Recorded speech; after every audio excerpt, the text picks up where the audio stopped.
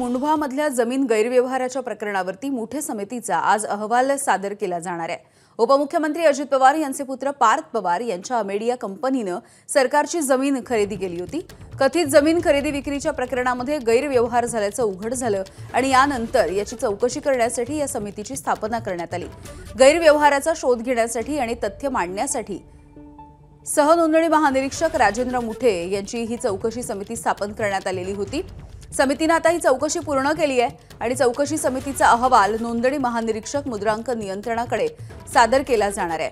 हा अहवाल सादर केल्याच्या नंतर यामध्ये नेमकं कोण दोषी आहे हे देखील समोर येईल।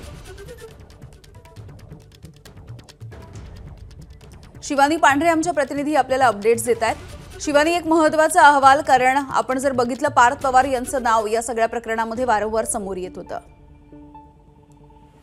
हो, पार्थ पवारांचं नाव या जमीन घोटाळ्यात समोर आलं। त्यानंतर अमेडिया कंपनीवर आहे तो गुन्हा दाखल करण्याची प्रक्रिया सुरू होती। पार्थ पवारांवर नाही तर अमेडिया कंपनीच्या दिग्विजय पाटीलवर गुन्हा दाखल केला आणि त्यानंतर हा सगळा जमीन व्यवहार आहे तो बेकायदेशीर केल्याचं समोर आलं। महान वतनदारांची ही सगळी जागा होती आणि त्यांनी त्याबाबत वेगळा लढा उभा केला होता आणि त्यांच्या लढ्याला आज कुठेतरी यश येईल असं वाटतंय, कारण ही सगळी जी जमीन आहे ती महान वतनदारांची आहे आणि त्यामुळं आजचा जो अहवाल आहे, जो मुख्य समितीचा अहवाल आहे, तो अहवालच ही जमीन बेकायदेशीर असल्यानंतर समोर आल्यानंतर हा अहवाल सादर होणार आहे आज। आणि कथित जमिनीची जी विक्री झाल्याचं उघड झाल्यानंतर पार्थ पवारांवर वेगवेगळे आरोप करण्यात आले होते आणि त्यासोबतच अजित पवारांनाही देखील काही प्रमाणात टार्गेट करण्यात आलं होतं। आता ही समिती काय अहवाल देते आणि त्याच्यानंतर काय समोर येते हे पाहणं महत्त्वाचं असणार आहे।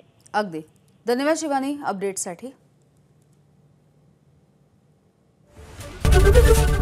एबीपी माझा, उघडा डोळे बघा नीट।